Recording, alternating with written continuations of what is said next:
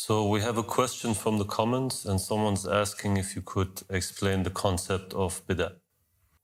Donc le concept de bid'a est important et il existe dans la religion de l'islam. Et en gros, nous avons cette idée dans l'islam, surtout dans l'islam chiite, qu'il y a certaines choses qui sont inévitables, elles doivent arriver, elles sont immuables, elles ne sont pas changeables. Et il y a d'autres choses qui peuvent changer ou sur lesquelles bid'a peut avoir lieu. Bid'a signifie que cela a été changé. C'était censé se passer d'une manière différente, mais c'est devenu autre chose. D'accord? Et nous avons dans les traditions de Mohammed et de la famille de Mohammed 5 choses qui sont inévitables et toutes ont à voir avec l'époque du Mehdi. Et donc la narration dit que le Yamani, qui est un précurseur du Mehdi ou du Qa'im, fait partie des signes inévitables. Tu as le Qa'im lui-même qui fait partie des signes inévitables. Tu as le Soufiani qui fait partie des signes inévitables. Tu as le meurtre du Nafs Zakiyya qui fait partie des signes inévitables.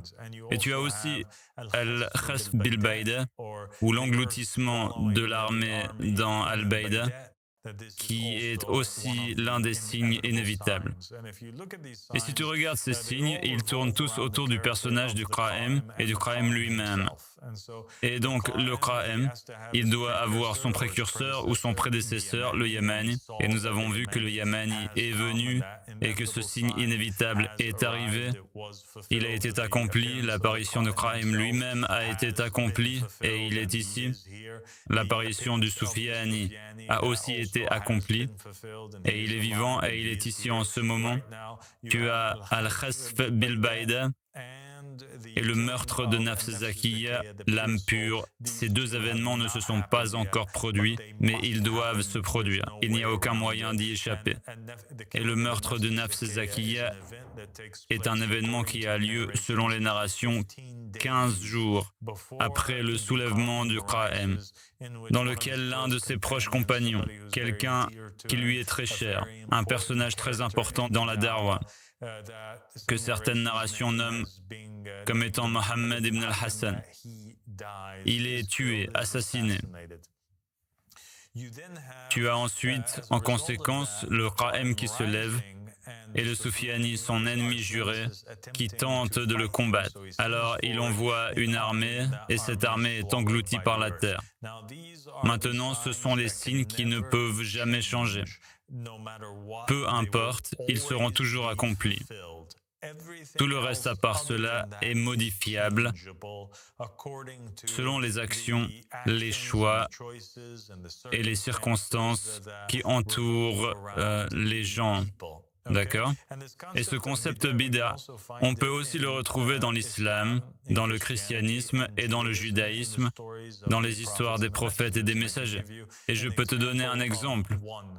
Par exemple, dans l'histoire de Jonas, Dieu décrète que le peuple de Ninive sera anéanti, sera puni. Et il révèle cette nouvelle, cette prophétie à Jonas.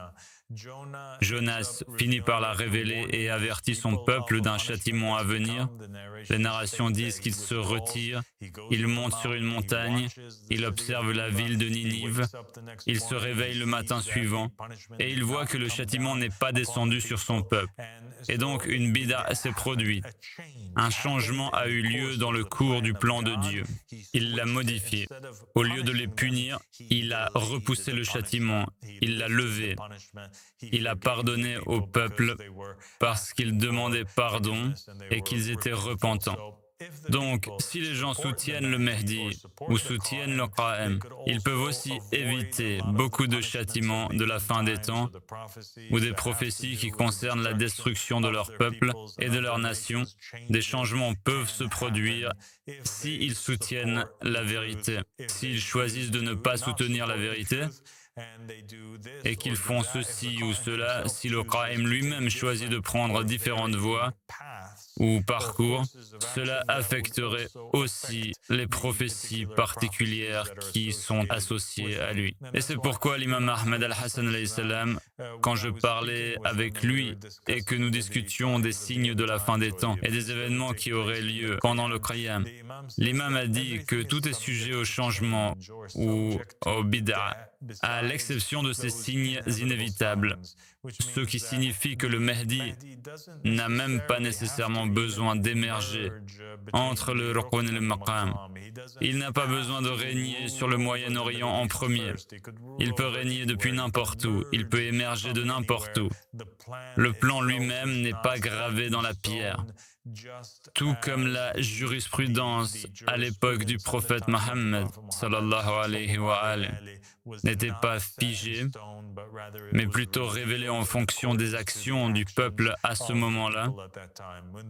Quand les Juifs se moquaient de Mohammed, quand ils le rejetaient, le prophète Mohammed sallallahu alayhi wa alayhi devenait triste. Et Dieu a dit au prophète de détourner son visage de Jérusalem et vers Al-Masjid Al-Haram ou vers la Mecque, vers la Kaaba, et d'en faire une autre direction de prière, différente de celle qui avait été donnée au départ. Une autre bid'a a eu lieu dans l'histoire de Isra wal Miraj, quand le prophète Mohammed sallallahu alayhi wa alayhi part en voyage nocturne et qu'il monte vers Dieu, et que Dieu lui ordonne de dire à son peuple qu'ils vont prier 50 prières par jour. Il rencontre Moïse sur le chemin du retour et Moïse lui dit « Ton peuple ne pourra jamais supporter une chose pareille. Mon peuple ne pouvait même pas supporter 3 prières par jour. » Et donc le prophète Mohammed remonte vers Allah subhanahu wa ta'ala et Dieu change son décret initial. Donc une bid'a a lieu sur ce jugement initial, sur ce décret initial. Et le plan a été modifié. Nous croyons aussi que c'est ce qui s'est passé à l'époque de Jésus, que Jésus a été envoyé comme Messie, qui devait gouverner les nations, mais à cause du manque de soutien et des actions des Israélites, une bid'a a eu lieu et Jésus, sa mission a été interrompue et beaucoup de choses qu'il était censé accomplir ont été retardées. Et il doit venir une seconde fois où que ces choses qu'il devait faire ont été transférées au prophète Mohammed et à ses descendants. Right. So anything that these people are saying now, that the Mahdi has to be like this or that or what, is all subject to change. Tout est sujet au changement. Est-ce que cela signifie que tout va changer? Certainement pas. Et nous l'avons constaté. Et c'est pourquoi nous avons vu que tant de prophéties ont déjà été accomplies dans cette darwa, telles qu'elles ont été mentionnées dans les narrations. Mais ce que cela signifie, c'est que les choses les plus importantes sont protégées. Et c'est qu'il y a un sauveur, le Qa'im. Nous devons le suivre. Et il est obligatoire de suivre aussi le Yamani. Et il est une preuve sur la création. Ces deux choses ont été accomplies, donc le chemin de la guidance est clair. Les ennemis de l'islam seront toujours présents et ils sont aussi clairs dans la personne de Soufiani. Ces événements sont clairs, il y a quelques signes qui doivent encore prendre place. Et tout le reste, tout est sujet à changement. Et cela n'a pas d'importance. Ce n'est pas une excuse pour que quelqu'un ne croit pas au messager.